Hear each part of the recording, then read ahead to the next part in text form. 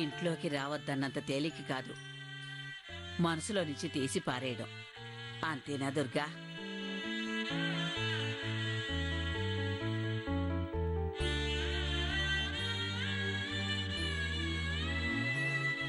చెప్పు దుర్గా, నేనన్నది నిజమా కాదా?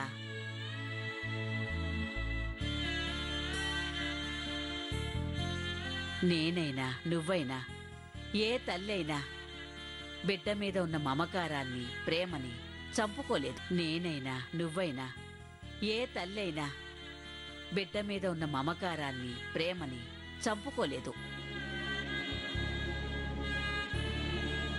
వీడు తాగొచ్చినాడని వీణ్ణి బయటే పడుకోమని చెప్పిన నువ్వే నీకు నువ్వే దుప్పటి కప్పి పోతా ఉండావు.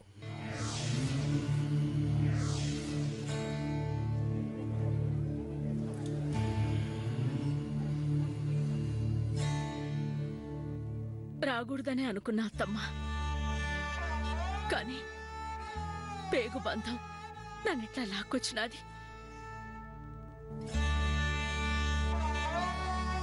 అసలు వీడిట్లా తయారవుతాడని, ఈ రకంగా తాగుడుకు అలవాటు పడతాడని నేను అస్సలు అనుకోలేదత్తమ్మా.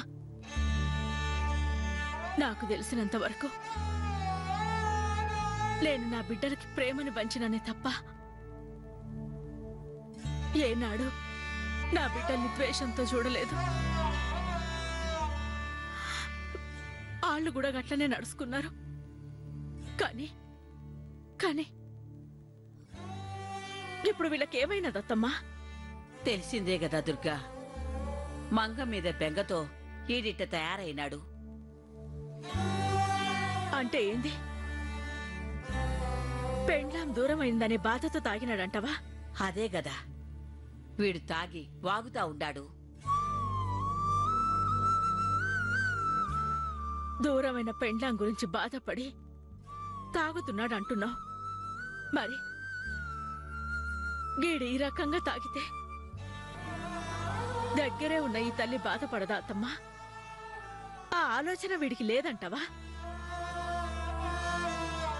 ఎందుకుండదు దుర్గా, కాకపోతే బిడ్డలేం చేసినా తల్లి కడుపులో దాచుకుంటుంది అనుకుంటారు.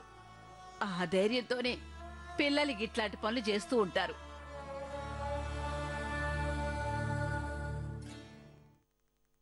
లేదత్తమ్మా, పోను పోను నా బిడ్డలకి నా మీద గౌరవం పోతా ఉండాది. అది నీ భ్రమ. కండ్ల ముందు ఒక్కో కొడుకు ఒక్కో రకంగా మారిపోతా ఉంటే ఇంకా ఇది నా భ్రమ అంటావేంటత్తమ్మా?